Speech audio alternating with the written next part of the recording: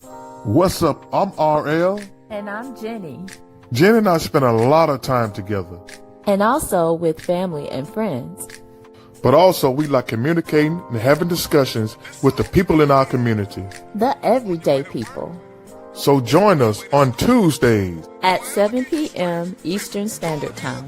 What's up, y'all? The Everyday People Show. Shop it up. On your boy RL, and she's your girl who? Jenny. From the block. We have controversial topics. Like that I came in on this one.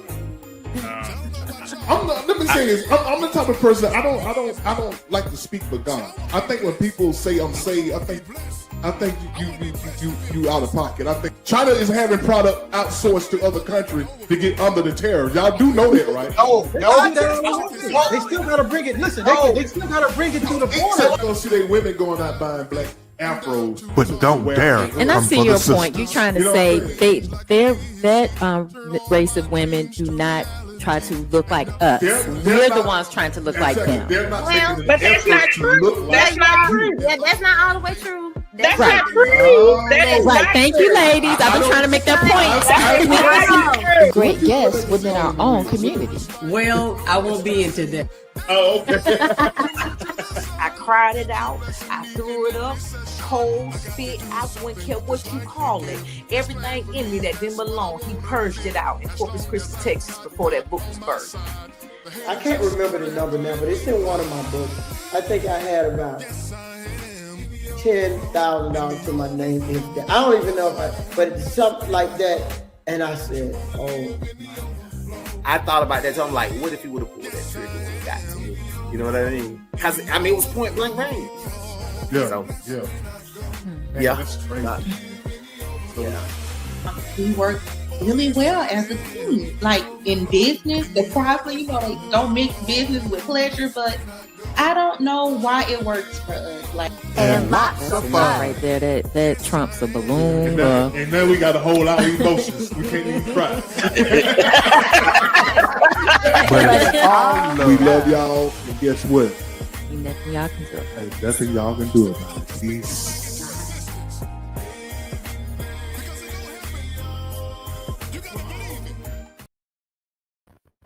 And welcome back to Overflow, the Everyday People Show. I'm your boy. I'm your boy RL, and she's your girl who? Jenny. From the block. Hey everybody. Welcome. What's going on, y'all? And welcome back to Overflow, the Everyday People Show, man. If you're watching, tell somebody about it. Share this live. We ask y'all one favor. Just share this live with a friend, man. Share it with a group. Just share this live. That's all we ask y'all to do. Just share the live. And we will be grateful if you share this live. We got a couple of things we want to talk about today. Stuff that we normally be discussing during the week within ourselves. You know what I'm saying? Like tipping and stuff like that. Going out to eat and people making a tip. You know what I'm saying? So I want to know if how y'all. We want to know how y'all feel about tipping and what else you want to talk about. We're gonna recap this Thanksgiving thing too. Yes. What else you want to talk about? What you want to talk about? We're gonna continue the conversations about the effects of AI in the future. That's never going to stop happening. So we're going to try to keep up with the information that we are gathering and like what our thoughts are. And, we're curious to know what your thoughts are. We'll touch on a little bit of relationship stuff as well.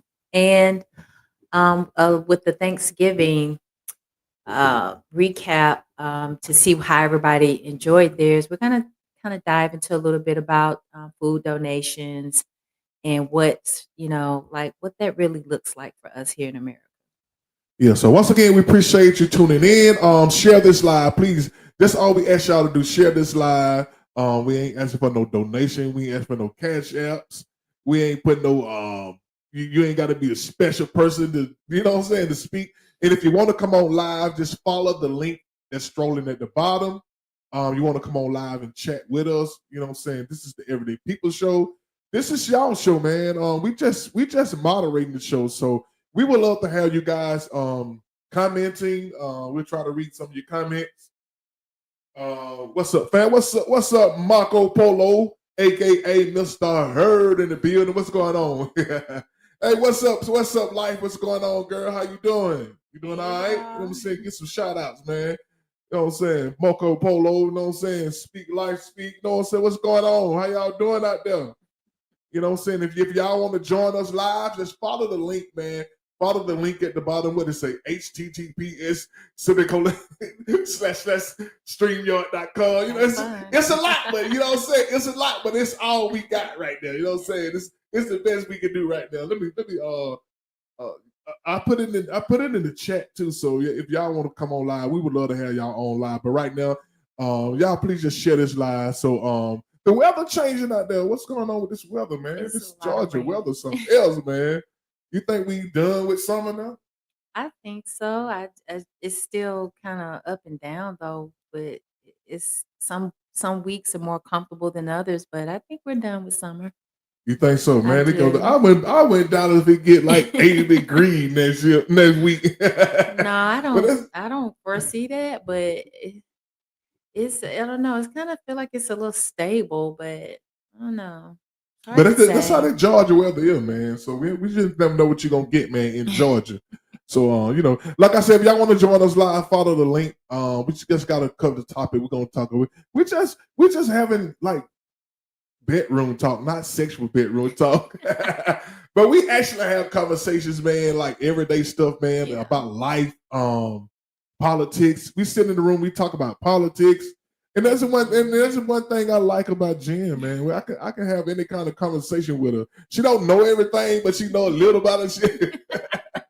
She like me, you know what I'm saying? I don't know everything, but I know a lot about. I'm not an expert at nothing, but I know a lot about everything. You know what I'm saying? So you know that way. You know. So what else? How was your how was y'all Thanksgiving? That's what I want to know. How was y'all Thanksgiving? A little Thanksgiving recap. It was fun, very lively. Yeah, A lot of food. a lot of food. But you know what though? I didn't eat as much as I thought I was gonna eat. You know, but I did get my chitlins. I got my chitlins. I got my hardballs and chitlin, y'all. And everybody be talking about, you still eat them nasty chitlin. I mean, but this is what we grew up on. I don't know what happened to y'all. What happened to y'all black people, man? And, you know and what I'm saying? he made sure he brought them back because he texted me and was like, pack me up some. Yeah. I'm like, okay, the whole time I'm packing and I'm doing like I this. just ate my last bowl of chitlin yesterday. And what the day is? So it's almost been a week. I just ate my last bowl of chitlin. They were good too. I hate when all the chitlin gone, man, because you know you ain't getting no more till next year, man. But I love me a good thing of chitlin. But the thing about chitlin, a lot of the good chitlin makers they leaving here, man. A lot of good chitlin cookers. You know, these young girls, they can't cook no chitlin. I wish my daughter would cook some chitlin. Tell my dad I cook some chitlin. Girl, you don't get on out of my face. You don't trust everybody cooking chitlins. You see ever eat chitlin coming up? I didn't eat them, but my mom cooked them, and she was, all about making sure you triple wash them. I never ate them though. You never ate chitlin? No, I didn't Girl, want you don't them. know. You don't know what you missed. You're girl. right. You I know what don't. you missed. I just couldn't. What's up, couldn't do it. Napoleon? What's up, Napoleon? What's going on? What's up, my brother Trent in the building? Y'all share this live, man. And y'all stick and stay with me. You know what I'm saying? And y'all participate in some of these topics that we got, man. We want to talk about. Yeah. So chitlin. I mean, we had a lot of food, man. Yeah. I mean, I know a lot of y'all seen me posting a lot of videos of me kicking it with the family. We got a huge family, man. And the one thing I like about my family, we come together, man. We come together often. We come together in time like that. And all the family unit, we put all our resources together and we meet in one place, man. I see a lot of people talking about how difficult that is these days. And I can imagine it is, you know what I'm saying? But what are your thoughts on that? If you think it's difficult to bring a family together these days, It depends on the family itself. If there's a lot of issues and drama, but what I'm realized that people are building families, so it doesn't always have to be blood. You build your families with friends, and its family is whatever it is for you. So But I understand what you mean by like blood relatives. I think food brings people together. So if you having issues with people, you never know Well, what I can guess that's the happen. problem. I guess that's the problem. Everybody can't cook. You know what I'm saying? Yeah, And I think true. that's one of the biggest things with big family, man. Everybody, as the generation get younger, as the older people are Getting too tired to cook. no, they not just getting too tired. We losing a lot of people. Yeah, I mean, both, yeah. our family we lost like in the last 5 to 10 years, we lost a lot of people. A lot of our older people, we lost a lot of them. You know, my mama, aunties. You know, I got one auntie left. You know what I'm saying? My grandmama had 12 children. That's 2 left. Mhm. You know what I'm saying? So as we get older, we're losing people, man, and a lot of traditions that we used to have is going with it because the younger people, they're not willing to, do the old way of doing stuff. They're not with that. You know what I'm saying? And for whatever reason they're not with it, I don't know. Well, they got to be taught. And sometimes, Well, all the teachers are gone. You know what I mean? Well, because I'm gonna tell you In what the I think. generation- I'm gonna tell you what I Go think. ahead. I think a lot of us going out now, like we go out to eat, and it's a different vibe out. Like people are going out to eat more, so they're not trying to like teach their daughters or even men can learn how to cook too when they're young. Um, you know, it's I think it's just a different vibe. I don't want to speak for every woman. I'm just saying maybe it's a lot of women that are not in the kitchen like that anymore. I don't know. I think it's just different now. Yeah, it's different, but I think a lot of we live in a microwave society. Like everybody, everybody wants stuff now. They don't see the old school cookers. When the old school women, when they used to cook, they cook. Thanksgiving dinner started Tuesday. You start prepping for Yeah. Thanksgiving on Tuesday, Mhm. and Wednesday is when you start cooking. So Yeah. Thursday, you just warming up food. And young people, they don't understand it. They don't understand Thanksgiving dinner start on Tuesday. You know what I'm saying? Really, Yeah. Monday. It start Monday. You make sure you get all the stuff that you Start need for prepping Thursday. it, yeah. Then Tuesday, you start putting it together. Okay, this gonna go with this. This go with this. Okay, do your checklist. I know I got this for this. I got the paprika. I got the nutmeg. You know what I'm saying? Making sure you got everything. So when Wednesday hit, Wednesday is cooking day. You know what I mean? Yeah, and I know this from experience myself and with watching my own mother. Sometimes one woman did cooked all the dishes, like cooked everything, and then maybe said, "Hey, y'all bring a cake." Sodas and But stuff. that's in addition to the fact that that woman still made the sweet potato pies and all that stuff. I've seen it, and I've been in that place before. I did it where I cooked everything. It was tiring. It was exhausting. You say you're absolutely right. Let me put the comments up so we can see them in real time. So it's different now. Yeah, and what's sad is it's going to be a thing of the past. Yeah, and with times changing, we have to either like resurrect it or or do something different, do something different, like Like focus what? on the people that are less fortunate, which can kind of scoot over into our Yeah, conversation about donations in Yeah, this country. yeah. A lot of people. I seen a lot of people with the way the government been working lately. Government shutdown. The Trump administration threatened to take away SNAP benefits and food stamp. Have been a lot of fuss over food stamp and all that. So a lot of people been needing help, man.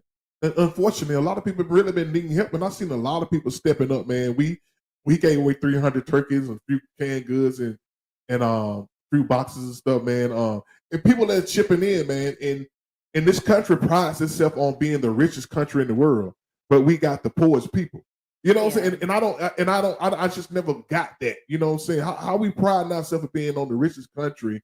You know, the president bragging about how much money he recouping for the country, but on the other hand, you trying to keep other people from getting food. You know what I'm saying? Who cares? Who cares if you're recouping money for the country if you're not giving it to the people of the country? You know what I'm saying? We donate money, but I don't want to get too much in politics, but to see the country sending money to different countries, then making a fuss over people getting food stamps and SNAP benefits is you know what I'm saying? It's disappointing to see that, man. So I don't want to get too deep into that, but kudos to all the people, man, who set up, who gave out food. I see my buddy Napoleon Armstrong. I don't know if he's still watching, but he normally do a feeding every Thanksgiving. He normally do a feeding every Thanksgiving. I went and did a couple of selections with him one year. I don't know if he's still doing it, but he's a guy who always giving back to the community. You know what I'm saying? And a lot of people had to give back, man. I see T.I., a lot of these stars, they give, you know, turkey giveaways and grocery giveaways. Shelter, these food banks are, you know, they was really bombarded this year. You know, and it's sad that we live in a country that, you know, don't take care of the people. And the basic needs and foods is, to me, I think, is one of the basic needs that we can do for the country, man, for your own people in the country. And we make a big deal out of it. And it's only like a small part of the country's budget that the politicians make a big deal out of it. Right. And I think the people have a idea about what the face of a person is who needs food assistance. It's not like you don't have to be malnourished or to the point where you look like you're, you know, not eating to need food assistance. I think sometimes, you know, people have their ideas about who those people are that will need it. You can look well put together and have 3 or 4 children, and because you're trying to provide other essential needs to your family, there may not be room for adequate groceries in your house. So, especially for single moms, if you are trying to make sure that you are taking care of all the bills, that food help is basically what you need because you can't afford it because you're trying to pay other things that are essential to your living. And I'm not talking about, you know, just going to get your hair done, stuff like that. I'm talking about light bills, you know, your mortgage, rent, or whatever. And sometimes you need that support, and so you may not look the What's up, part. Latrina? Sometimes people, hey, all right, you know, sometimes people have an idea of what the face of a person who needs food assistance looks like, and it's Yeah. not always what we think. It could be a woman driving a decent car, It could be 3 me. or 4 kids, but she doesn't have enough to in it. And I mean, seriously, she's not trying to spend money to get her nails and hair done. She really is paying all the bills, but just doesn't have enough to cover food help. I mean, there's not going to be And, a and donation that's one to of the help you biggest. with your That's one of the biggest misconceptions people got about people on exactly, food stamps is that exactly. they just lazy people sitting at Yeah, home just right, getting food stamp going to the right, store. You got people with we got people who work full-time jobs who exactly, need food stamp exactly, because they're not getting paid enough to buy food and exactly. pay rent and have a Right, decent ride to right, work. You know what I'm saying? right, Buy clothes. I mean, it's a lot. Pay bills. right, Light bill, gas bill. You know, water bill. You know what I'm right, saying? And God forbid you try to step it up a little bit in life. You know, and try to get you a little house or something like that. You in trouble. You know what I'm saying? So with the mortgage and all that, so people most people who on food stamps, you would never know because right, you think they doing good. right, So that was my take on it. You know, right. so And in the community, the way we can help, um, is is is individual like food drives. So you have food banks, you have food pantries, and they depend on donations. So even if you don't personally do like certain people have to, put together, drives for like a holiday like Thanksgiving and Christmas. Just on a regular basis, you can donate food to the level of your ability to support these food banks and pantries, because there are people out here who really are struggling. And I do understand it from experience in my past. I do know what it's like to not have what you need. Not because you're lazy. You can work 3 jobs. I did that at one point in my life, worked 3 jobs, and just went through a point of I needed some assistance. So I do understand what it's like. I can remember growing up, and my parents hit a rough spot, and we had food assistance. I remember, having to have that help. So it's something that I think we can do on a regular basis. We spend money on a lot of things, but we can donate. We can find out where our local food banks and pantries are, and we can donate something like every month. It doesn't have to be a whole lot, but we can donate to help support um, the people in the community. So you may not ever see the faces of these people, but what you can contribute to is their need for that assistance. And the food pantries and banks, the people that are over those places, they're doing the work. You just sending it, and that's your help in the community. Deanna Williams said, "My daughter daycare is $17.50 per month. My son aftercare fee pays fees and the plays play sports. That's Yeah, also so cost damn, you money. paying 17. You paying 1,700. You need to bring your daughter to me. You need to let me keep your daughter. You know what I'm saying? Yeah, that's a lot. I'm about to go into the Daycare. family daycare. And you know what though? That can be a good business for somebody, a trusted person in the family can do that. You know what I'm saying?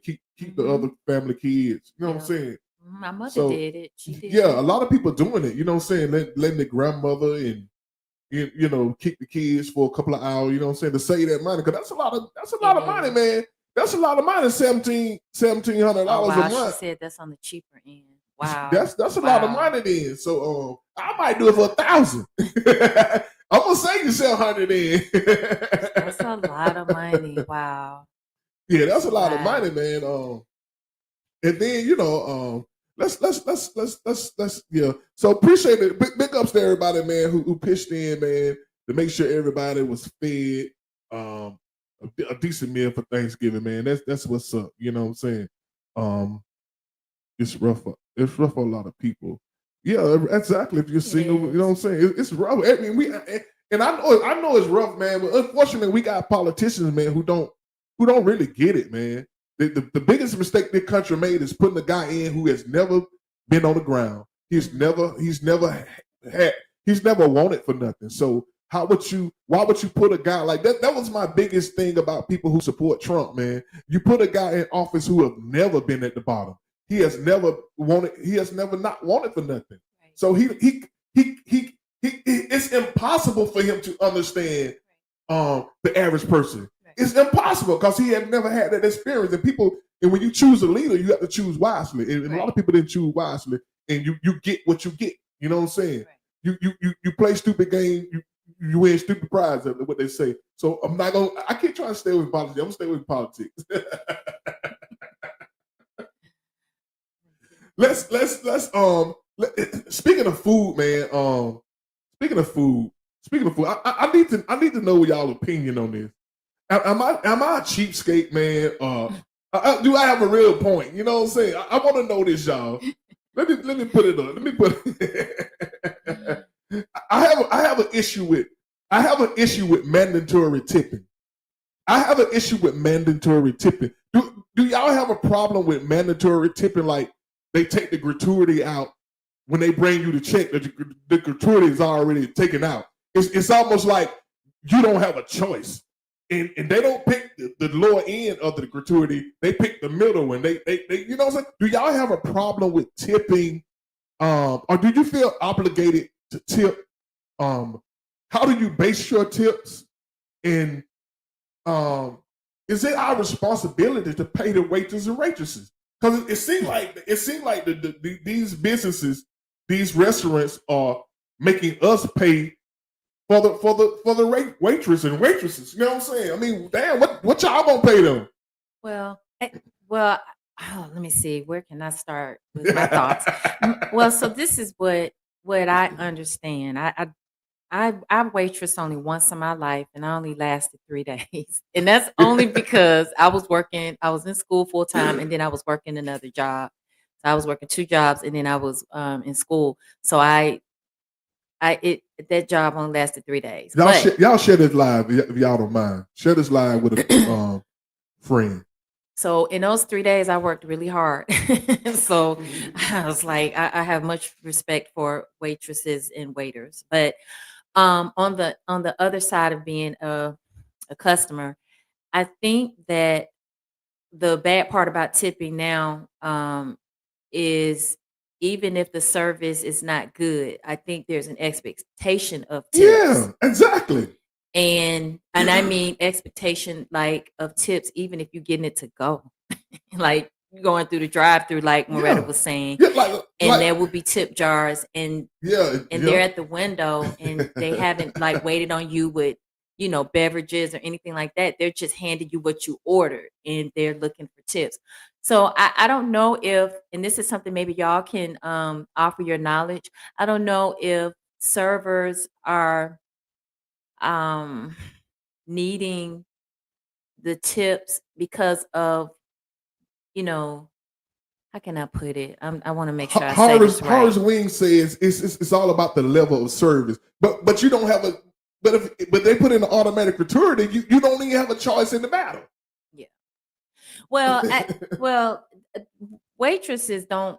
I don't know if it's changed because when I was a waitress, this was years ago. I don't know what their average pay is. I don't know. So the tips they're necessary because they work hard, especially if That's some of them do. Especially at restaurants where the parties are large and everybody's like got their cup up. I need this. Hey, I need ketchup. I need a spoon. They're like getting pulled at left and right. And like I said, I did it for 3 days. So I already know the energy you got to put out to remember the tables, go to each one and all that stuff. But I understand where you're going with the gratuity thing. I don't know when they started having it where it's added in and then they'll put on their extra tip. So my concern is for the waitresses, are they getting all of this money? Or are they, I heard that they distribute it to everybody. I don't know if I'm saying this right, but if I'm understanding it, like they don't get all of it. Like it's spread out amongst all of them. You know what I'm saying? So I'm not sure. Let me read Bridget's comment. Bridget say, I feel like if you cannot tip, please do not go to an establishment that's over your head. Your server relies on those tips. And so and I get that, Bridget, but let me ask you something. Why is that? Why are they relying on our tips for their salary when the establishment makes money off the food that they sell? You know what I'm saying? This is the only place where you can go and you have to pay. You know what I'm saying? You see what I'm saying with this? I do, and I'm looking at. What's the purpose of getting a job at a place that don't pay you nothing? Okay, so I see something that supports. No, I see something that supports what you're saying. Horace says it's come to any level of service. So that supports what you're saying. I don't think you're against tipping because I don't. No, I'm not. I tip. One thing like I do when the service is good, I'm gonna tip. Right. But if my server just bring my food and I don't see my server no more until it's time to pay the bill, you're not getting a tip. I mean, no, you're not getting as much of a tip that I would tip. I would tip you on the lowest end, and I might tip you like $6, $7. You know what I'm saying? But if you constantly coming back to my table, you need a soda, you need another drink. Are you okay? Do y'all need anything? Like the last restaurant, like the restaurant, the Mexican restaurant where the guy, he comes back to your table every minute and he asking you, do you need anything? That he understands what it takes to get the maximum. And you can also share about the restaurant that we went to where the lady was doing everything. She was doing everything. And these Chinese people, they own you own the business. Why am I tipping you? You are the owner. You know what I'm saying? So it's almost like they double dipping. You know what I'm saying? Yeah. to me, I think a lot of these people do it when they don't really have to do it. Because these Chinese people, they own the business. They doing the waitressing. They over there trying to run the Uber Eats spot. You know what I'm saying? So why am I tipping you? And this is, I think, the downside to it. If the service is not good, it goes back to the comment that was, it's come to any level of service. So if you don't get good service at all, there's still an expectation of a tip. I think when people are out and there are large parties of people, everybody having a good time, they feeling good, maybe they don't had too much to drink, they may not be paying attention to where it says extra tip or that it says it's already included. I think the more money you spend, the higher the added gratuity is.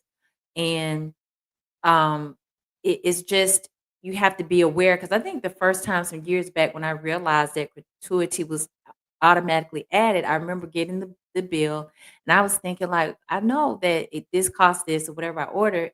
And then I realized like, okay, they already put the tip in there, it's added. So then that means I don't have to do it. So now they have on that extra tip. Yeah, they're asking for they got another line say extra tip. And hold on now.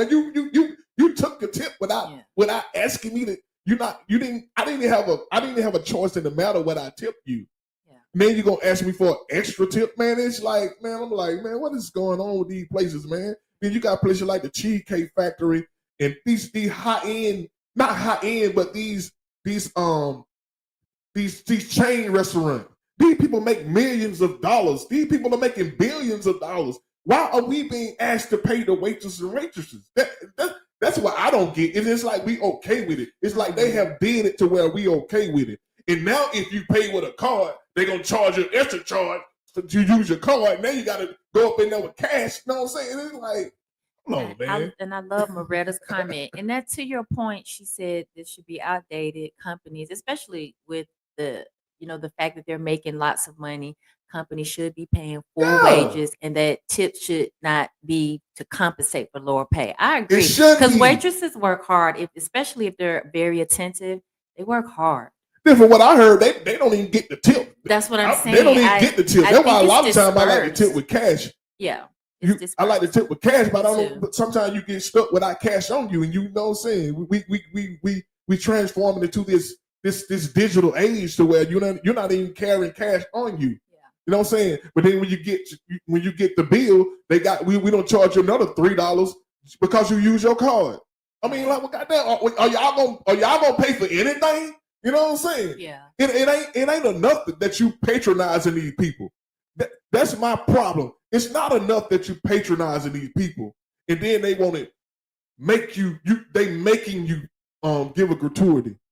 You know what I'm saying? Yeah, because I think from what I've heard and understand, when it gets to the end of the day, whatever they accrued in tips, like on the bill, then they give it to them at the end of the day. I don't know if that still happens, but I don't know if there's more control over how they disperse the waitresses and the waiters their tips. I don't know. Maybe somebody can educate me on that. Either. It's just been a long time. I just know whatever tips I got the few days that I waitress, was on the table. I just remember this stuff, the money being put on the Frankie table. Boy Porter said, I'll tip regardless because I never know what they're going through. And that's the emotional part of tipping.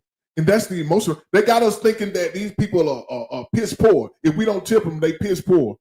And that's the emotional part of tipping. And just think if you tip you tip on a day, like, let's say they probably making like $1,000 a day. When you on your little jobs, you worry about how much money they. And I don't want y'all to think that I'm a cheapskate, because I believe in tipping. I tip what we go to eat all the time? Waffle House. I tip the Waffle House waitress. Yeah. You know what I'm saying? Some people don't even tip the Waffle House waitress. And then that brings another question. How do we decide how much we tip? Why do we tip more at a high-end restaurant? Then we go to Waffle House, we tip $5. Then we go spend $200, we tip $50. And to me, I think it's so imbalanced. It's like, that don't make no sense. Why would you go spend more money and tip more Then you get a waitress at Waffle House, you want to chip them cheap. Like they don't need the money. Right. I see what you're So saying. are we tipping according to how much the food costs? And we like backwards. And we do stuff so backwards, man. It's ridiculous. We go to Waffle House, we tip $5. We go to Ruth Chris, we tip $50. And we spent all that money with Ruth Chris. I just spent $200. Why? I'm not gonna tip you I'm not gonna tip you $100. That don't make sense, man. But we get in the mindset we want to be this big shot. Oh, we're in a restaurant spending a lot of money, so we got to tip a lot. Then we go to Waffle House where these people working hard, and you can see these people cooking the food, and we tip them $5. Some people don't even tip at all. You know what I'm saying? So and now you got restaurant like McDonald's. They got tip on the thing. I'm like, what the fuck? I haven't seen that. You ain't never been to McDonald's a place like that. And when you put your card in, they got, do you want to leave a tip? I have not. I'm like, seen for that. what?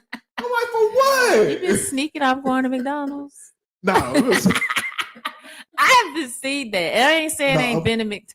No, I'm just saying. I mean, they make you tip no matter where you go. They asking you for a tip. Mm-hmm. You know what I'm saying? Like they got tip jars. What we went to get the smoothie from other day? Tropical smoothie. They got a tip jar on the counter. Well, Starbucks has one. But for what? Starbucks is $1 billion company. Why are we all tipping? And what I'm hearing and what I understand, the baristas there don't make a lot of money. They don't.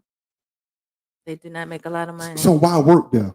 People are getting used. It's and I have to say, Starbucks is kind of like one of those companies it's like prestigious a little bit.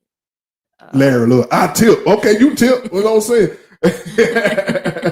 Then what service? I believe in it. I believe in tipping. I think the only struggle I have with tipping, I have two struggles with it. One is when it's computerized. You don't leave cash on the table. How are they really dispersing it?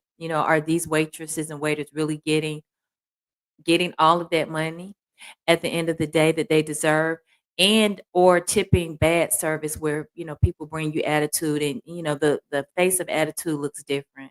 So it could be somebody just being rude or for whatever facetious reasons.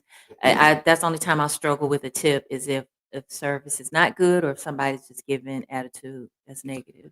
If y'all are watching, I see a lot of people watching on Instagram. If y'all watching on Instagram, come over if you would like to come over to the our Facebook page or our YouTube page at Overflow, the Everyday People Show with Ariel and Jenny live. Cause I would love to reach out comments, but the comments are only coming through over here. So what Larry Lord talking about, man? I believe in tipping. I think it's a great thing because those people are doing the job. They are some good people because I get that. I'm not saying they bad people. It's not about, to me, Larry. It's not about. I can remove myself from the person because I'm just not buying into that. I just don't get the idea of we have to pay the salary of somebody else workers who making millions of, these people make millions of dollars in these establishments. Why are they asking us to pay these people? The tip supposed to be a bonus. The tip shouldn't be their salary. The tip should be a bonus for their service. And if they have good service, they get good tips. If they have bad service, they get bad tips. That's part of the game. But tips shouldn't be their salary. We shouldn't be paying their salary. That's all I'm saying. I'm not responsible for paying your salary. It's one thing I'm eating here. I'm patronizing with you. I'm patronizing this establishment. You're making me feel like I owe you something. That's what I'm talking about. They have turned the tables on us, and now they make us feel like we owe them something. Because I'm gonna share real quickly an experience I had. I went to get a massage at this particular place, and when the massage was about 100 maybe, because I had like a little extra foot service, so it was like I think I spent over $100 in service. So I didn't plan on it, but I just did it, and the tip that I gave was maybe 15%, but the extra money that I spent was on the extra service, which I didn't plan to do, but I didn't really have room at that time to do anything beyond 15%. And the lady was mad.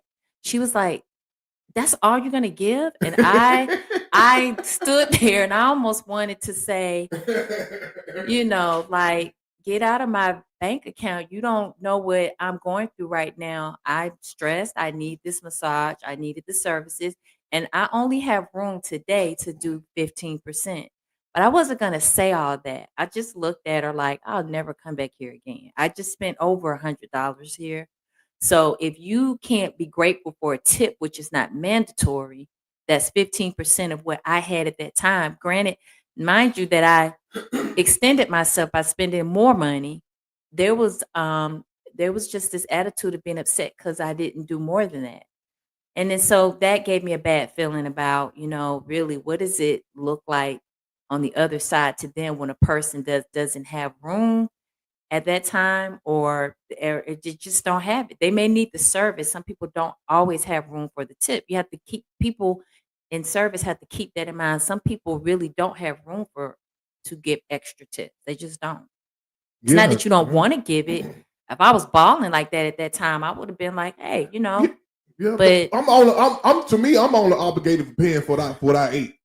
I'm not obligated paying for that I ate. Now, if you give me good service, I'm going to tip you. Now, if you just bring me my food and you over there on somebody else's table and you ain't came back to me and my cup empty, I need some more tea, and you ain't came back, and now I'm almost done with my food. Now I'm ready to go. And then you come at the end asking me, do I want a refill? No, I need something to drink with my food. You should have, what I'm saying? That's what I'm talking about. You if you don't give good service, you shouldn't get the tip that you think you're gonna get. You shouldn't be, and most of them don't even know what the percentage is. They put 15%. How many? Ain't nobody got no calculator to be calculating how much we really both they taking out on us. We just pay it. We just willy-nilly pay what they tell us to pay.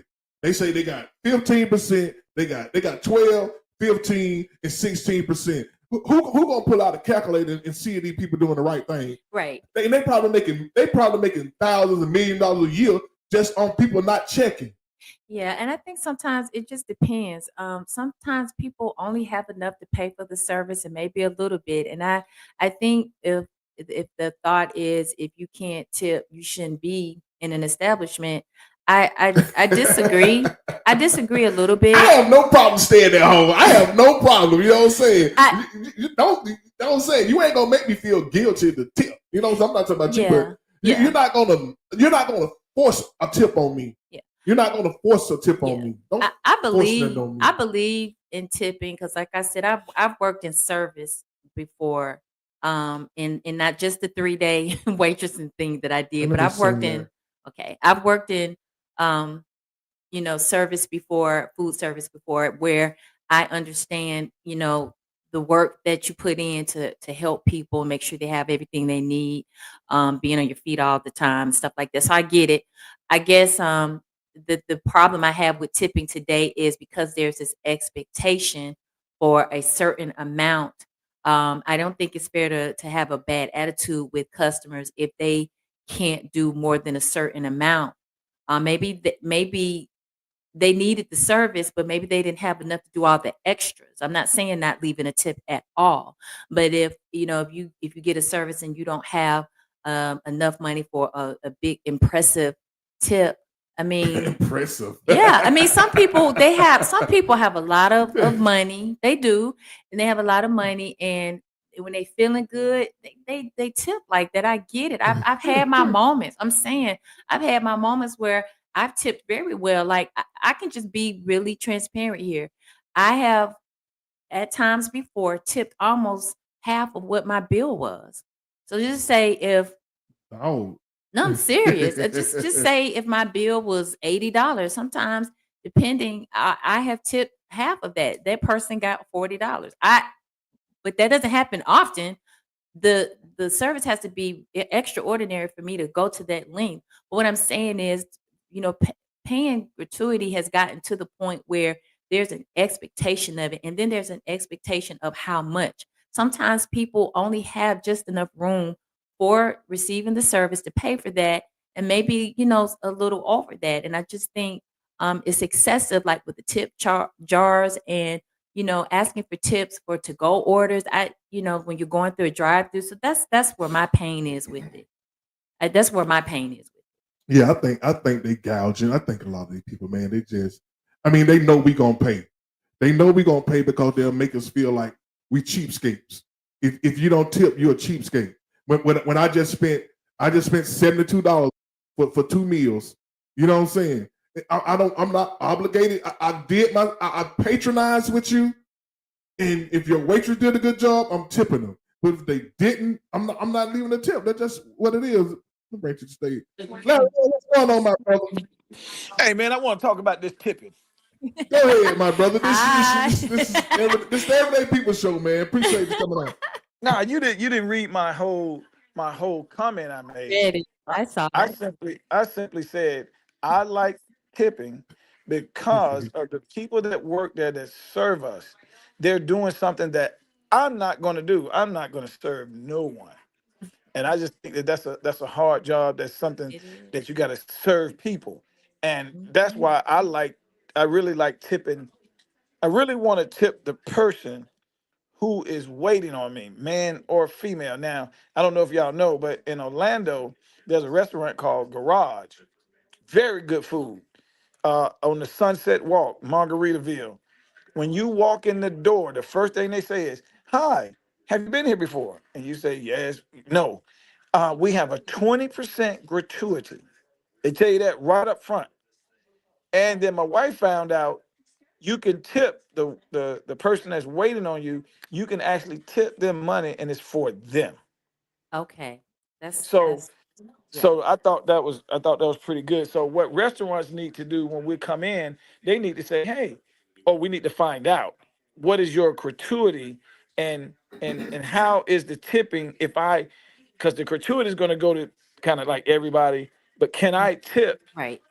the person who's waiting on me for that person to have some extra money?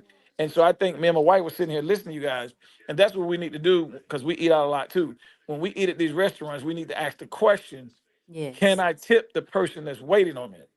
Right. Because And that's what I was thinking, Larry Love. I was thinking that when the gratuity is already added and it's electronic, when you especially when you're paying with your card, of course, when you give them cash that's in their hand, how is it dispersed? Because I'm thinking they're not fully getting all of it. That one person, well, sometimes the waitress, well, the gratuity, sometimes they be splitting it with the waitress, the bus the boy, cooks. the Yeah. hostess. Yes. Okay, I get that. And Yep. then if you I give don't. her, no, I'm saying me and my wife came up with restaurants need to just pay their people. Just pay their Exactly. Exactly. people. Exactly. That's all I'm saying, Larry. What responsibility is the restaurant having in the whole thing with these people getting paid? What responsibility do they have? You know what I'm saying? Is it like if we don't show up, they don't eat? we don't show up, they don't get paid nothing? Right. I just think it's a disservice to the person who waited on us so well Exactly. I that agree. if I want to give her a $20 tip Yeah. and gratuity is already in there, why Mm-hmm. does she have to split the money or get a busboy Exactly. Yep. some of her money? The busboy didn't wait on her; he came to clean up the table. Right. And Because that was my concern. That's what because I the was boys boy wondering. talking about it ain't found. I'm back come busting the dishes and they getting paid. You know what I'm saying? So Well, okay, but the busboy, you're gonna need the dishes to take them back there to wash them anyway. And this speaks to, I think it was Moretta that made the comment about tips should be outdated because people shouldn't have to do tips because of lower pay, especially for a lot of companies that generate a lot of money. Well, I'm not gonna. What I'm gonna say is, if a person is serving you, and that's fine, but if you're gonna throw 18 to gratuity on my check, you already tipped. Right. yeah. So I ain't Exactly. gotta put out no more money. So you ain't gonna sign nothing on that line say extra tip. Is you? No. I'm putting a zero and a line through it. Now my wife know I like to tip. I really do like to tip. But my wife is, like y'all know, my wife is a financial person, and the first thing she gonna do, she gonna look at the bill, she gonna look at the gratuity, and a lot of ladies are like that. I'm not saying men are, because some men are in financial stuff, but my wife gonna look at that bill, she gonna look at the gratuity, and then she gonna say, well, I really want to get him another tip, baby. And then y'all know on the receipt, it gonna give you percentages. Yep. And then the dollar amount. And my wife said, well, I already got the gratuity.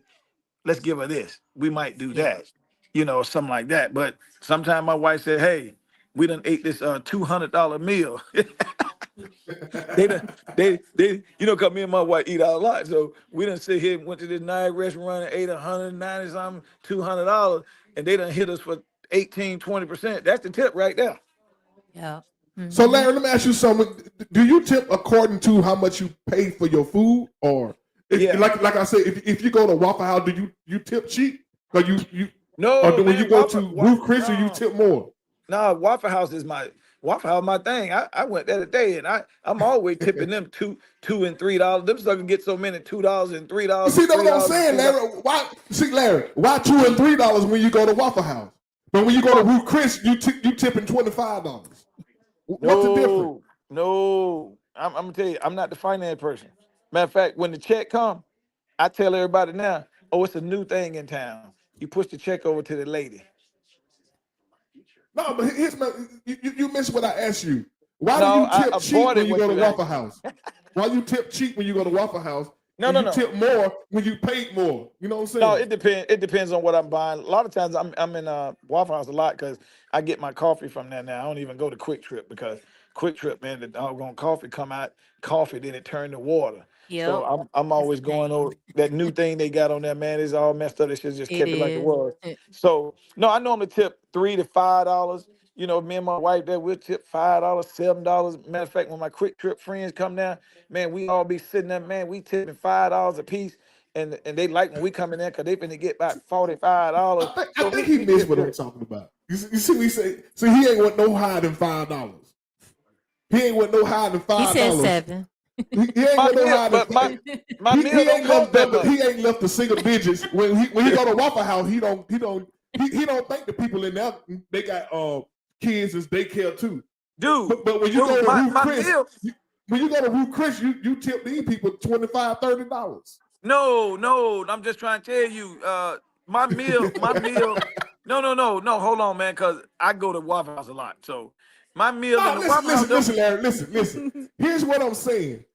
When you go, are you tipping less because you at a cheap place, or do you tip more when you spend more? That's what I'm asking you. I mean, I think we all do that because what happens is my wife tips because I don't get the check. I slide the check over to my wife, first of all. She's going to go by that percentage on there and what she want to get. Y'all see that percentage on the receipt. It's got 3 of them, and it got the dollar amount next to that thing. Now, we're going to tip accordingly. Now, hold on. My wife is right here. Baby, when we go to Ruth Chris and we pay that money, how do you tip? I thought that was already included. See, my wife said it's already included. Yeah, you don't have a choice in the matter. Right. I mean, because they done hit you for $30, $40 on gratuity. So I can tell you right now, my wife gonna say, I done tipped them. So here's my thing. So why when you go to Waffle House, you only tip $5, $7? When you tip $40 at No. We didn't tip $40. They took it. They put it in the gratuity. It still came from your pocket. No, but see that gratuity, they already add that into your bill at the Waffle House. Tip more than what you eat. You gonna, huh? You can't do that at Waffle House. Yeah. You be tipping more than what you eat. Yeah, you can't do that at the Waffle House because you tipping more than what you eat. That's what I was trying to say. So here's my other question: is it about how much you eat, or is it about the service? So that's my point. Both. So what that tell me is not about the service; it's about how much you spending, right? No, it's both. It's both.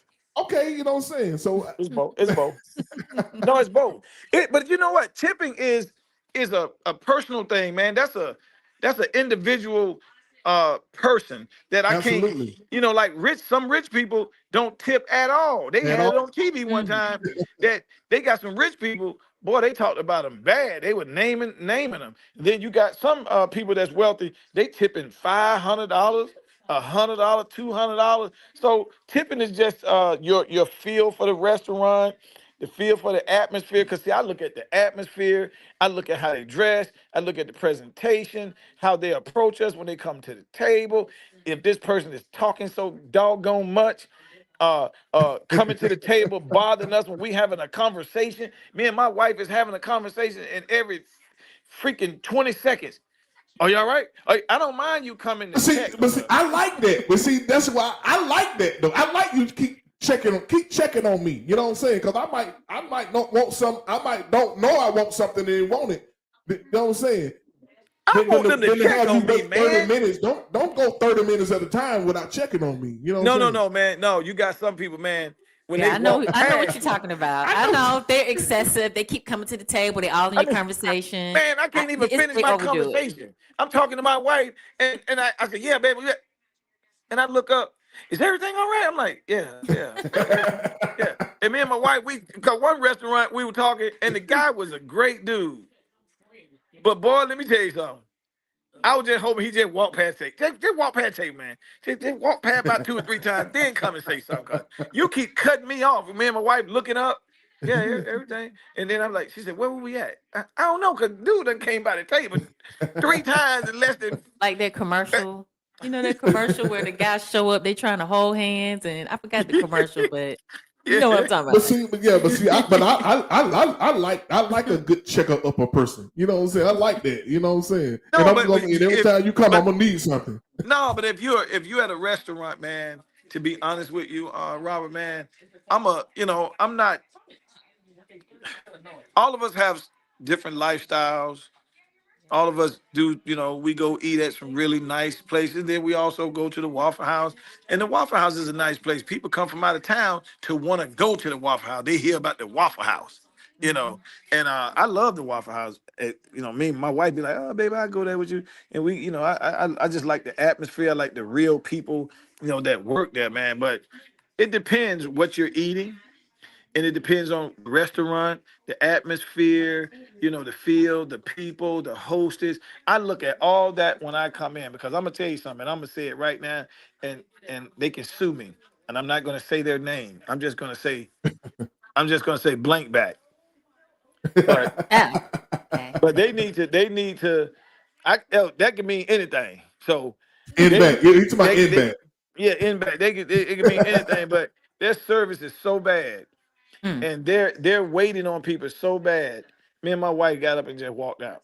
And then when I was walking out, the lady said, hey, wait, okay, what's going on? I said, man, look, it's been 20 minutes. We've been sitting at the table. Nobody came and put water on the table.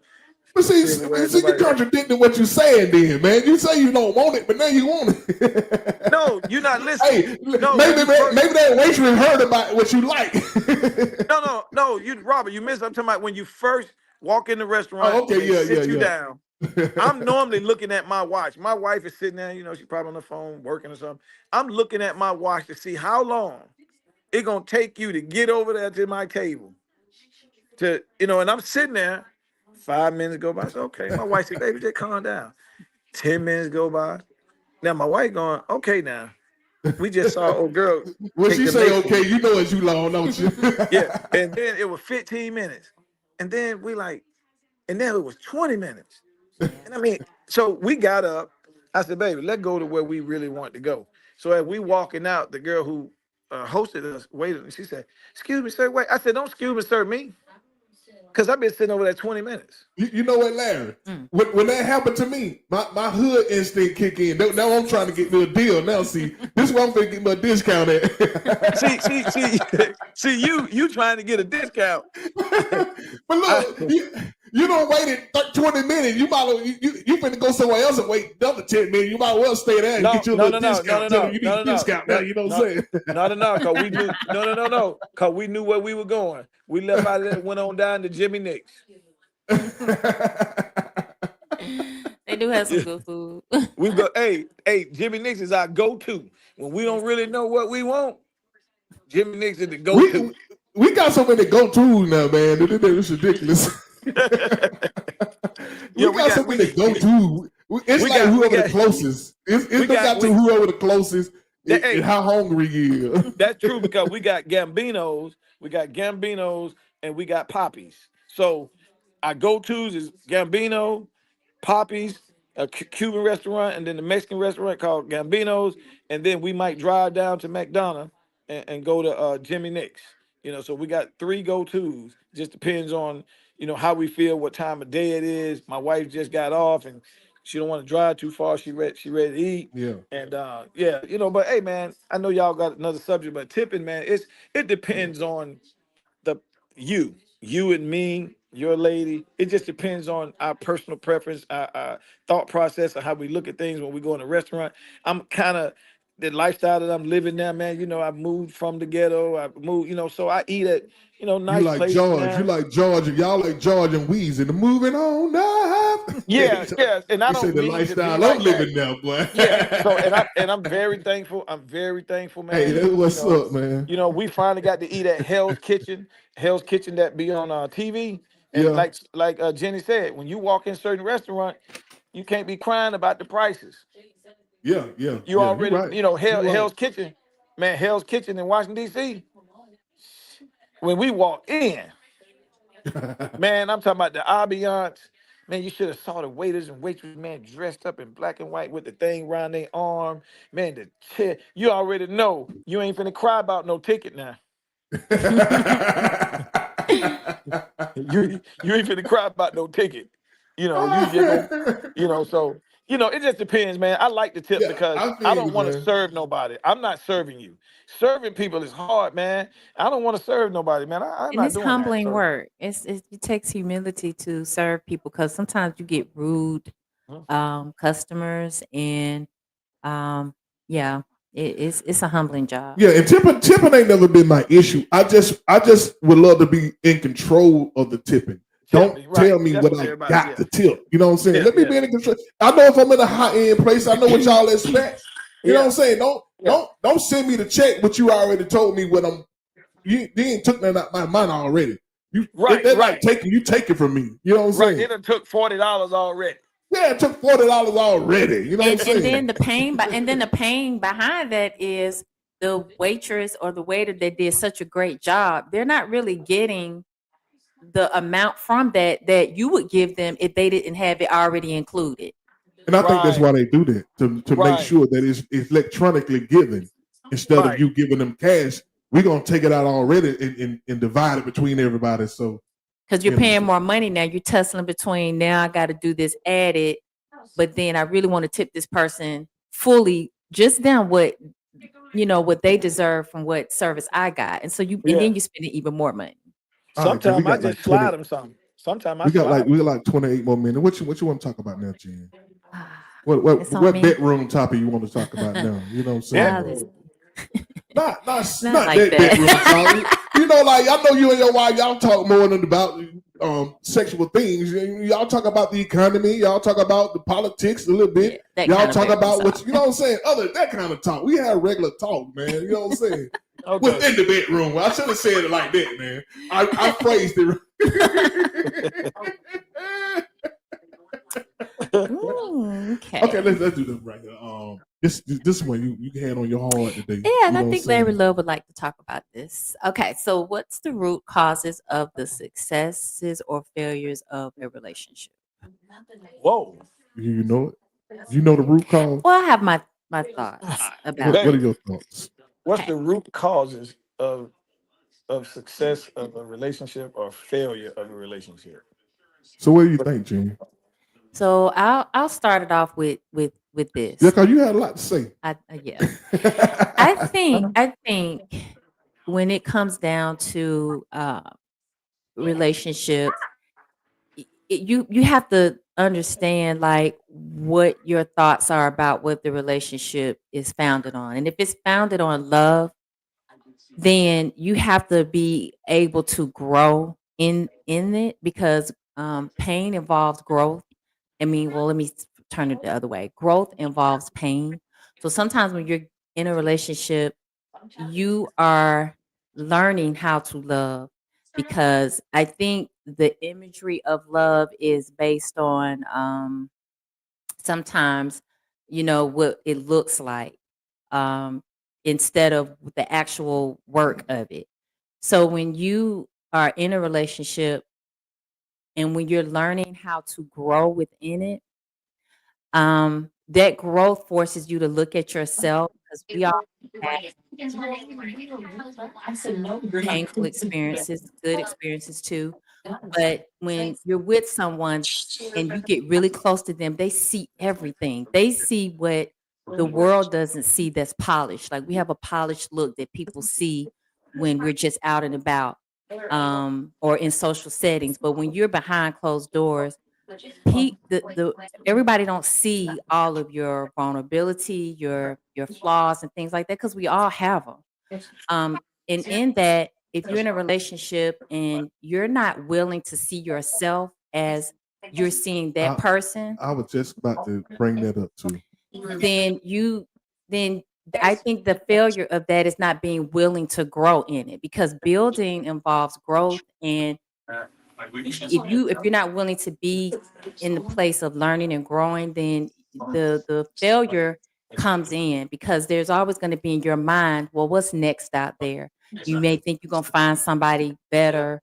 And then sometimes it's the aesthetics of the relationship that we think is better, or they're this, they're that. But you, at the end of the day, you still got to go through time processing to get close to this person. And guess what? You're going to see things in that person that may trigger you, or things about them that you got to learn to adjust to say, Now, what I'm saying? Now there are some there's some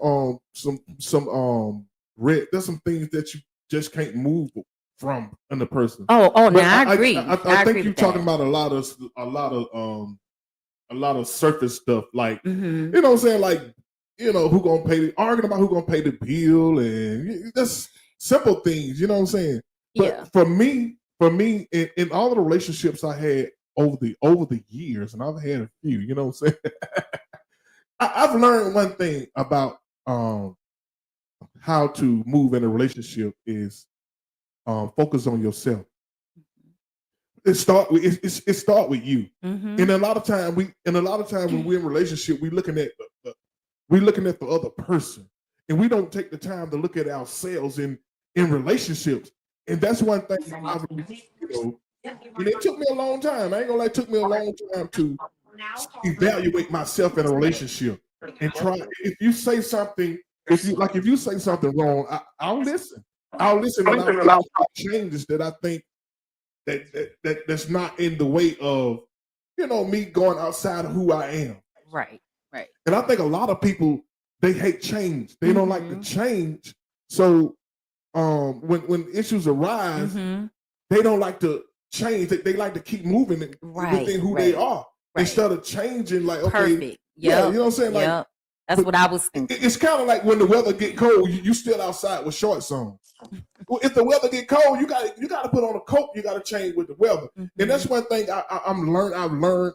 Over the years, you got to change with the weather. You know what I'm saying? You can't stay the same in a relationship, because you're gonna get older. The 20-year-old you ain't the same 40-year-old you. Right. The 40-year-old you ain't the same as you are as 50. Right. And we got to understand that as people in relationship, and move with those moments. You know what I'm saying? And we keep trying to be the same thing. Right. I didn't, I didn't like this then. I don't like it now. You know what I'm saying? You gotta work with somebody. You gotta learn to love it. You know what I'm saying? Because it's two people involved. It's not just Exactly. It's not all about you. So it forces you to kind of see yourself and see where you need to change. And change is always about being better in here, like internally, not about changing. Like, oh, if you like red, I'm always like the color red. It's not about the surface things. It's about internal change that makes you a better person, that expresses love and what love looks like. Love is a lot of things, and sometimes it's uncomfortable. But again, when you're in an intimate, close relationship, a person is going to see everything over time, as much as possible, that can be seen over time, until you pass away. It's just going to be a revealing all the time of little things, and sometimes you'll see some of the things in yourself that you need to change, whether you were right or whether they were wrong. about something maybe you disagreed about. It can have some pain in it, but again, that's growth. And as long as it's something that's not tearing you down and abusing you to the point of burnout because you're constantly giving and giving and giving, I think there's always exceptions to leaving a relationship. Change should not involve you being burnt out on somebody abusing your ability to learn and grow with them. It's about, I really love this person, so we may not be feeling the same thing right now about certain things, but how can I be better? Because my past could trigger me. I can learn to be better by maybe something that you are not struggling with, and vice versa. It's a walk. And You're walking together. and it's another thing. Look, I'm comparing relationship. Like in past relationship, I didn't never open doors for women. You know what I'm saying? I didn't never open doors because I felt I wouldn't talk that growing up. But when I got with you, you demand that. You know what I'm saying? So not with words. So you demanded that. Like Larry, me and Jen would go somewhere, and I get in the car, and she'll just stand outside the door. I'm like, what's wrong with her? What? But that was her way of saying, you need to come open that door for me. And I had a choice. Either I'm gonna go open that door for you, or I'm gonna be looking for somebody else again. You know what I'm saying? So at that moment, I knew I had this. It was a small change that I made that. And that's just surface. Yeah, it didn't hurt. It was surface, and it didn't hurt me, and it made it better. Just opening up a door. That's, you know what I'm saying. Yeah. But the old me would be like, girl, you better get in there. I reach over there and unlatch it. You know what I'm saying? But that's something you demanded, and that's something I had to respond to. As small as it is, it was something that a lot of people, go through. You know what I'm saying? Today, you know what I'm saying? A lot of women want chivalry, but they're afraid they're going to get rejected when they ask for it, when they demand it. You know what I'm saying? So, and I'll share one thing really quick. I'll just share one thing really quick. Like, I can remember one time we went somewhere, and it's kind of like a thing where a man pay for everything. And I remember one time I just like, I got it. And you kind of looked at me like, huh? And because again, that was me just saying that it's not about like rules and it's not about this is what should be done. It was an act of love to say, hey, you may have more than me. That's not the point. I got it this time. I got it. And so it's more about expressing yourself. Maybe it changes a little bit how you may have moved in the past, but it's like stepping outside of maybe something that you were not used to just be able to be more expressive. And like I said, these are surface things. The biggest thing is the internal changes where you learn how to be patient. You learn how to be forgiving. You learn how to just help a person grow without comparing them to other people. You should be more like this person or competing. Unfortunately, some people compete in relationships. Kind of like what Howard Wing said, accepting and not ignoring who that person is. Yeah. And being able to compromise. You know what I'm saying? So, yeah. As long as it's not like, something that is taking you out of good character of who you are. When you're with someone, I think the biggest thing is learning how to be yourself, but allow yourself to be able to be better by growing. And sometimes it hurts. You have a disagreement, and then you can come back in humility and say, you know what, you were right, I was wrong. And if you're vulnerable enough, and you can say, you know what, I have a past that triggered that, and I'm sorry if I brought that to you. It happens. But sometimes people shut down and they just be like, I don't want to talk about it. Then in their head, they start thinking about, I can do better than this. I find somebody else. And it's like you'll be in a constant cycle of after 2 or 3 years running. It's like after about 2 to 3 years, you get up close to a person, find out some things, and you on to the next person. And love doesn't move around like that. Like, that's just like, again, because I think when we really love somebody that close, it can create a discomfort because it forces us to deal with our past issues sometimes. I think it does. Let's let the man who got love in his name say something. What he got to say? Man, carrying the name love. Yes. You got to know something about love. Yes, love to hear your thoughts. You know, Larry Love is my stage name. I know, but you use it for a reason. hey, man, when you say success and failure, I'm just give y'all this. Everything that you said, Jenny, I'm gonna lump it all in communications. You're gonna be successful if you communicate. If you don't communicate, you're gonna fail. Amen. Let me tell you about love. Our girl said, "What love got to do with it?" People throw love all around. Love don't pay bills. Love don't do this. See, I've learned now, love, man, love ain't all that. Love, you love. I hope you love your creator. But when you dealing with another human being, man, people can fall in love with you and fall out of love with you in the next 6 months. So people put all this perspective on love. You can be in a relationship that loves somebody, but do you know that you can also fall in love with somebody else too? So people like to throw love. Man, let me tell you something. If you don't have communications, if you're an individual that haven't grew up yet and haven't learned yourself and know about you and your individuality, marriage is all marriage. Me and my wife, we are two individuals that chose to be together. I talked to you about this a long time ago. We are two individuals who decided, hey, I want to be with you. I want to be with you. And we got together. You made a conscious decision, say, I want to marry this person. I want to spend the rest of my life with this person. I'm going to have to answer to this person because that's who I said I want to be with every day. So when you make those choices as a human being, then you have to establish who you are right off the rip. That's why when y'all had a segment about dating one time, and instead of going to dinner and drinking and going back to the house and having sex, you're supposed to be somewhere talking and getting to know this person that you might be interested in. Right. You know, so I don't have a whole. People always say, "Hey, man, what about marriage and this?" Hey, I don't know. They got all these books out there. There is what a lady told me one time. There is no book for having babies, and there's no book for raising children, and there's no book about no marriage. So all these books and stuff, your marriage is going to be what it is. Your relationship is going to be what it is. My marriage, my relationship is going to be what it is.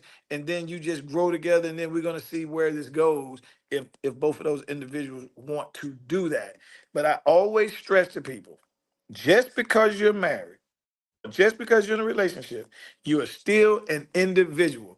You have dreams, aspirations, and goals that you want to accomplish in your life that has nothing to do with your partner. It don't down your partner. It don't. This is your individuality that before you met her, him, that you do for you.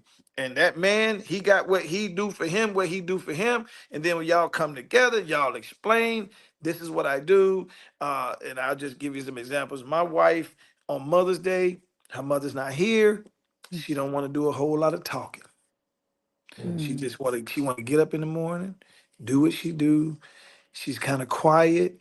And when you're in a relationship, you got to learn these things. Yeah. She don't want to talk. Her birthday, she ain't the big person about, oh, it's my birthday and I'm partying all the weekend. No, she gets up if she got to work. She may just sit somewhere and read a book for a few hours in the day of her birthday. She don't want me to do no surprises and nothing like that. We may end up going to dinner later on, to celebrate her birthday. But right off the rip, no talking, no talking. Now, some men, they go to clubs and they can come home and tell me and Robert, man, I'm finna go home, boy. Finna go home, boy. I'm finna jump on the old lady. Well, guess what? My wife said, if you've been out at 2:00 in the morning, you coming in the house, you better not wake her up. And she's serious about that. So you have to learn. Now, Hold on. I'm finna buck on you on this. No, you can't. No, you can't buck. I'm just joking. Yeah, but I've heard other men say, man, no, you have to learn your partner. And when your partner say, don't wake them up, that's different if you touching her and she kind of wake up, whatever. But if she sleep, do not wake her up. And I respect that. I respect that. So my point is respect who you're with, respect their boundaries, respect everything about them as an individual, and your life will be easy. Her life will be easy. Y'all communications will be easy. But if nobody's respecting each other's individuality, if they want to go to college, if they want to do this, if they want to learn this, if they like to go over there in that corner and read for 3 hours, you're going to have a problem if you don't respect your partner's individuality. Yeah. Yeah, because a lot of that is a part of just who they are. They're that it may be just what keeps them in a good place. If you try to make them be somebody that they're not, then they'll resent you for it. Like if she's quiet and she ain't all like, like with the whole whatever, like for example, the birthday thing, then if she ain't all about turning up and doing all that, and if you was to say to her, baby, you need to, do this and do that, come on, everybody be having fun. That it would probably, she probably, resent you for that. Yeah, because she'll say, I ain't everybody. You're right. And I already know that. I'm supposed to already know that. So the thing is, like she had they had a her and her friend, his last birthday, they came up with this. I didn't know what was going on. She said, baby, me and my friend who I grew up with, we're gonna have our birthday parties at the same time. And I went, you having a birthday party? She was like, yeah, we're gonna do it together. My friend I grew up with in Macon, we're gonna have a Caribbean theme with the dancers and stuff. Now she came up with that, and her friend, and I said, oh, okay. And it turned out to be nice and wonderful. Like trying to make her have friends. Oh, my wife don't do that. Let me tell y'all something. My wife got about three close friends. That's it. My wife like to see, my wife learned how to be alone. When I met her, she was 20 years old, had her own crib. I used to knock on the door with the screen door. She'd be sitting on the sofa, eating a popsicle, reading a book. Young, just chilling, knew how to cook and stuff. And I would come in, what are you doing? She said, I'm just reading this book. And she was in shape and everything. She always eat those popsicles, those banana popsicles and stuff. And I just watched her, man. She was just quiet. She can sit by herself and watch her shows. And I said, baby, all the husband wives and stuff, they be coming over to Chuck house. She said, I don't want to go hang with them. You go.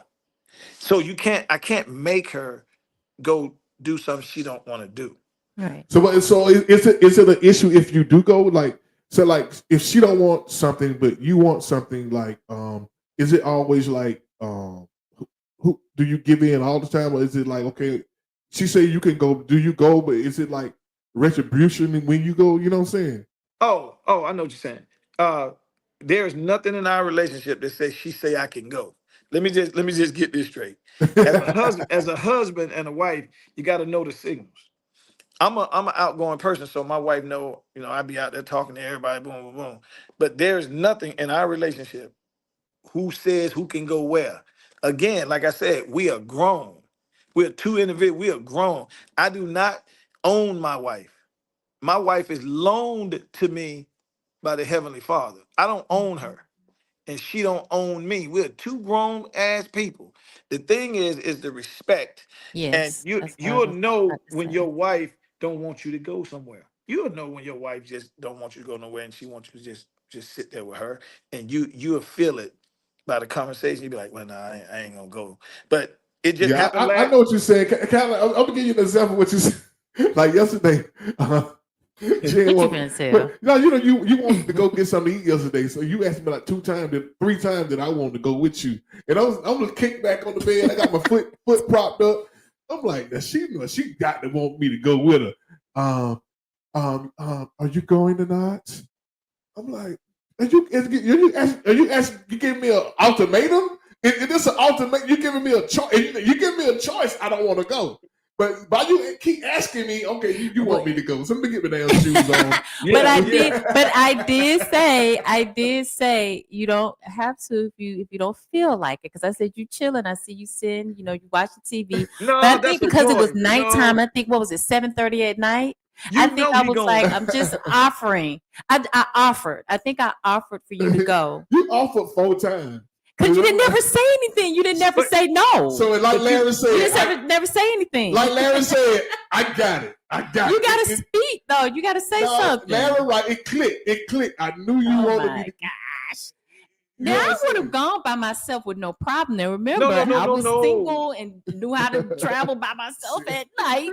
But I wanted to give you room to say yes or no. You were just quiet. You ain't say that. I didn't put my shoes on. We not gonna let you. Okay, I just learned something. I gotta follow the. We're in a relationship now. We're in a relationship. We're in a relationship now. I know that you used to going out at night and all that stuff, but you're in a relationship now. If we're sitting there and you say, I'm going to get something from the store, and I go, I ain't really trying to go nowhere, and you say, well, I'm going. Guess what? If it's at nighttime, I'm going. I'm not gonna let you go to the store by yourself. Right. And that was my whole thing. I was telling him, I said, I'm just offering, because I know you're relaxing, but I'm just kind of trying to see where you at, we're going. I'd like for you to go with me, but he gave you the answer. Yeah, I did say about 3 or 4 times. she gave me a cheat sheet, you know what I'm saying? No, you need to. Are you going? Are you going? Because the place I went to was like on the other side of town. And I'm like chilling, man. I'm waiting for it ain't no other side. It was some good food. You see. Now I say the other side. It's just right around the corner. Well, so now you trying to pour it on now, cause Larry on the show. You know it was. I had to pass a whole lot of other places. Yeah. But anyway, I went. You know what I'm saying? Thank you, and I appreciated that. No, it happened. It happened last night. I was sitting on the sofa, my wife and my daughter. We were watching some on TV, and I got a phone call. And I said, hello? I said, what's up, man? He said, hey, be over Chuck house, 8 o'clock. I said, what's that, 8 o'clock? He said, we got to do a shot for Chuck's birthday. And I said, oh, man, I forgot. So I said, man, I forgot. Okay, all right. So I hung up the phone. I grabbed my shoes, and my wife was sitting there. And I said, babe, I got to go around here to Chuck because it's his birthday today, and we supposed to be over there doing a shot with him. And I had totally forgot about it. Man, my wife ain't said nothing, man. My wife and my daughter kept looking at their show. And I went on over Chuck house. It was 8. I had to be there at 8 o'clock. It was 7:52. It was just right around in the subdivision. And dude, do you know I didn't get back home till 11:30, something like that? Man, all the lights was out. Everybody was going to bed. And it was okay. But what I wanted to say was nobody owns nobody. So when you say, if my wife said, you can go somewhere, my wife don't tell me where to go or where not to go. And I don't tell her where to go and where not to go. Now, I want to be informed where you going, as a man that protects. Here's my thing. So I get that. But so let me ask you something. Will it be retribution when you get back? Like, okay, you can go where you want to go, but I don't agree with it. So it's going to be some retribution when you get back. I'm acting funny when you get back. No, that's what I'm saying. No, we don't do that. No, that's no retribution. No, because I barely go anywhere now. I'm like you, Robert. If I'm not because I haven't been out in a while, so people be like, man, I ain't seen you on the red carpet, man. I ain't seen you here. I said, man, I was out there a long time doing all that red carpet and hosting stuff, man. I said, I'm probably not going to go anywhere unless it's some for real, because Robert knows it's just a lot of fake stuff out there, fake people, wanna be actors and wanna be stars and wanna be producers, and the real folks, they in the background. You can't see the real folk because all the fake folks in front of them. And I just got tired of being out there on this fake ass scene in Atlanta, man, and I just said, I just go to stuff that's worthy enough to go to. And I'm gonna stay my butt at home. So that's what I've basically been doing, man. So I'll probably go to. You probably know this place, Robert. I'll probably go to Bigelow's. Like I normally go to Bigelow's on Tuesdays and see all my old friends and stuff. But I on purposely don't go like 3 Tuesdays. Old school, right there, boy. Bigelow's. Yeah. Then I show up. Yeah, I on purposely don't go for like 2-3 weeks. Then I'll show up when the club first opened, because all the old heads be in there. We get to Mhm. talk and everything, have a few drinks, and then we out of there before the young people start coming in there and stuff like that. So, yeah, but man, I've been married now. We just went over 28 years, so Oh, we done went wow. through we done went through the hard times. We done went through. Congratulations. That's Uh, a lot of years. Good.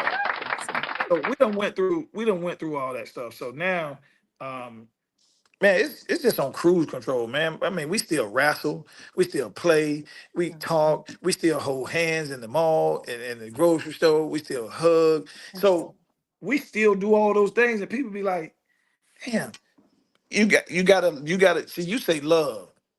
The first thing about a person that you pick up on for a person, you gotta like the person. See, mm-hmm. when you stop liking the person, Yeah. because I've heard people got divorced say, "I ain't like her no more. I didn't like him Mm-hmm. no more." So I still like my wife. I love when my wife says she's gonna cook. I'm like a kid because y'all, Robert, you see it. We eat out everywhere. So when she said I'm gonna cook, dude, I'm like a kid. I'm like, oh man, my wife gonna cook. Cause my wife is making Georgia. She can throw down. you know. So I still like when she gonna cook or when she's getting out the shower, I still hit her on the butt.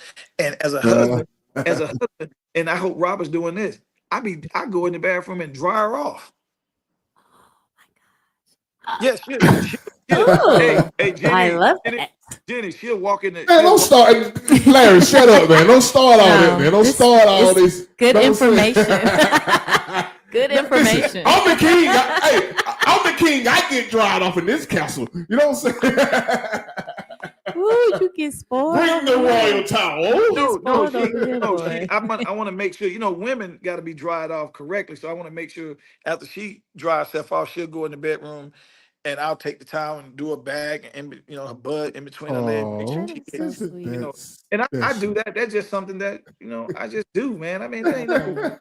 I love that. I it ain't love no, that. 28 years. We're gonna be married forever. We already said, she I said when we love first got that. together, she said we're gonna be married forever. So Yeah, that's I'm in what's up, man. I'm in a forever marriage. So this is it. I love that. Love that. All right, man. It's 8:32. We go like an hour and a half, and we cut like a 30 minutes off, man, because sometimes it can drag. I think 2 hours had been the beginning to drag along and stuff like that. So Yeah. we do an hour and a half. So I think hour and a half is good. We had a good conversation today, man. We Yes. appreciate you for Yes. coming on. Mr. Larry, tell a Absolutely. little about you and tell everybody what you do, man, and who you is, man. Hey man, first of all, y'all gotta get ready for December 27th, the RL Mm-hmm. experience. Yes. So Larry Love hosting. We're gonna have some Tell special them again guests. what they gotta get ready for. They gotta get ready for the RL experience, December Mm-hmm. 27th. Larry Love hosted, man. It's gonna be great at the Black Wall Street, the Peak Lion Lounge. Y'all, get on Instagram, get on Facebook, Robert's page, my page. Get your tickets because it's gonna be throwing down, and I'm gonna do something real special for y'all at the You beginning. gonna sing again, man? No. Moretta wanted me to do that, and I gotta make sure that the timing of the guests and you getting out there. I want to make sure.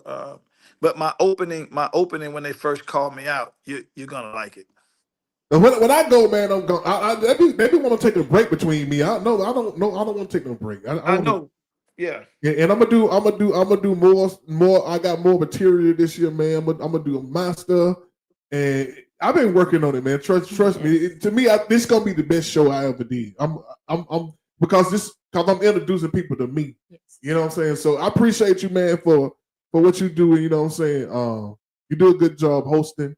You kind of you're a comical guy. You know what I'm saying? You try to sing a little bit. You try to sing a little bit. But, you know what Hey I'm saying? I man. think. Hey, I can sing with the record. But I like to when I'm hosting, stuff like what I'm hosting with you. I try to throw something in there different. Um, I go and look at Jamie Foxx host some, Martin Lawrence host some, Bill Bellamy host some. So I try to have comedy and get the crowd amped up and ready to sit there because sometimes they just sitting there and the host come up and all you do is Hi everybody, how you doing? I'm the host, and this is the RL. I want to get everybody ready for this RL experience. So I'm not gonna do any singing, but I'm gonna do an opening of the show, like what you see when you watch the Grammys and all this, and they do a little opening thing. I've been working on it. When I get there, I'm gonna let the DJ know how we're gonna open the show, get the crowd, dancing. And I'm gonna give you a little bit of MC Lightfoot. I'm gonna give them a little bit of MC Lightfoot, get them crunk, boom, boom, boom, boom. I can't tell y'all everything, and get everybody ready for the show. Hey man, what's Looking up, forward man? to it. Yes. And tell them what you got going on, man. Hey man, I ain't doing too I'm much. posting up about what I'm doing. They don't know about what I'm doing.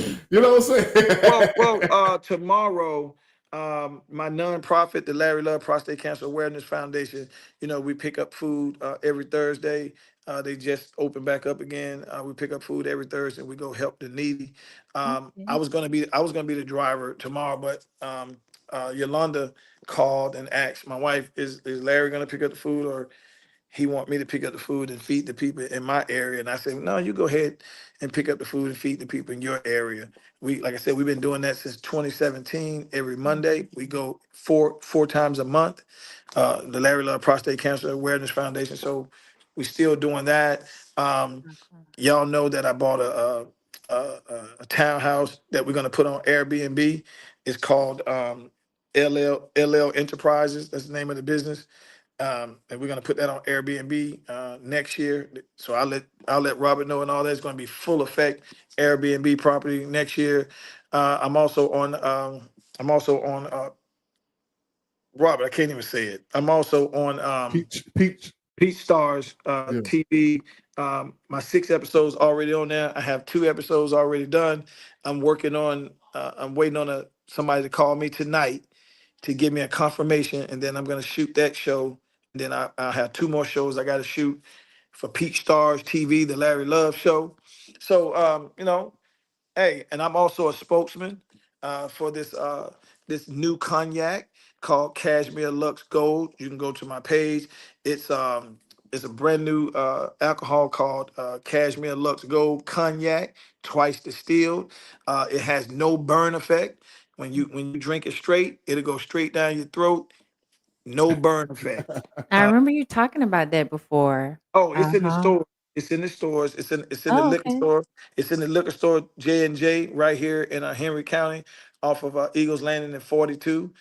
We call it the Water Fountain. The brand smacking new liquor store in Conyers called Jack's. It's in there. It's in Chicago. It's in Washington D.C. It's in North Carolina. So, and I'm the face of it. They get Robert. They're getting ready to make those tall dolls. The Yeah. tall. They're gonna make a tall doll of me that's gonna sit in the liquor store by the Like display. the cardboard cut out. Yeah, yeah. So Yeah. I'm Fat supposed. head, a fat head. Yeah. So they're gonna make a cutout of me, man, and stand me next to the display, man. So that's gonna be cool, man. So it's getting my face like all over the place, man. So I'm just thankful, man, uh that my savior, I'm thankful for the person that I talk to all the time. When they see me in my car, I think I'm crazy when they see me talking. That's And all right.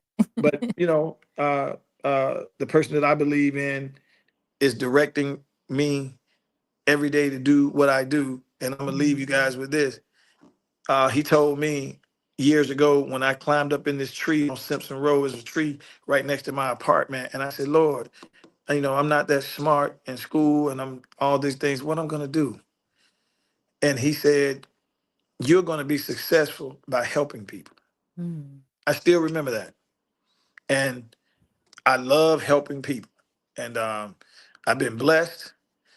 We've been blessed, and I'm gonna keep doing what he tell me to do. He tell me to go out in the street and give people food that I don't know.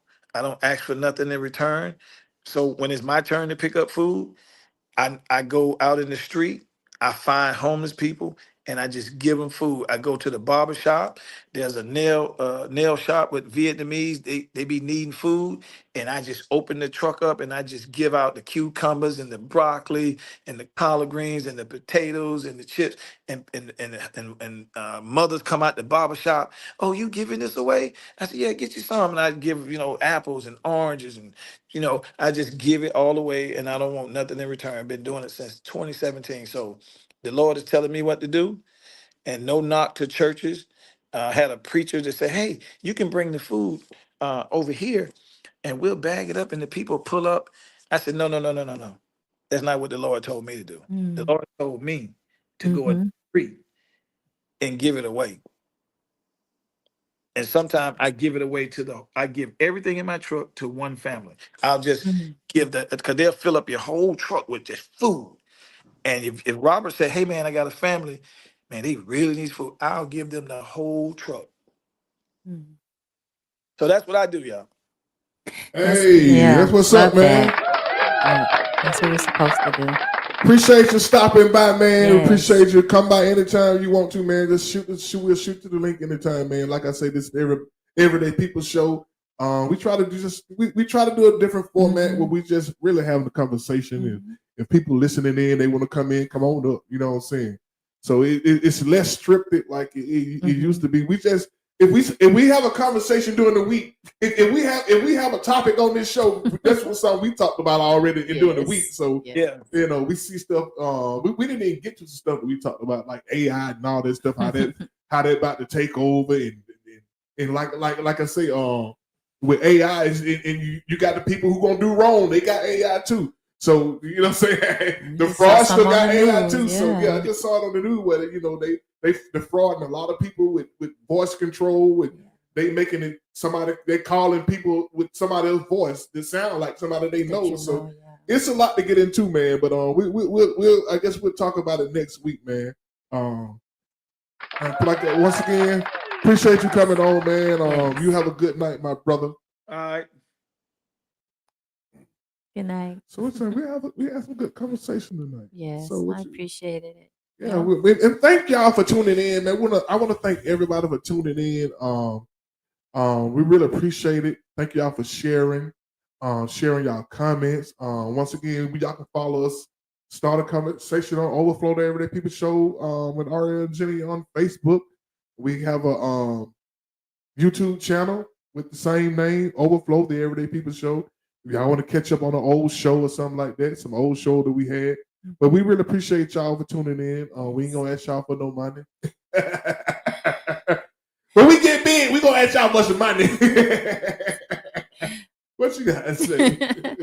Well, I just again, piggyback off what you said. Appreciate everyone joining us, and we hope that we help make a difference in your thoughts and how you are planning to do things in the future. We're here to help be a part of building our community so that we're better people, and it just expands. So it starts with our thoughts. So the conversations are a part of that. So we thank y'all for joining us, and take care of yourselves.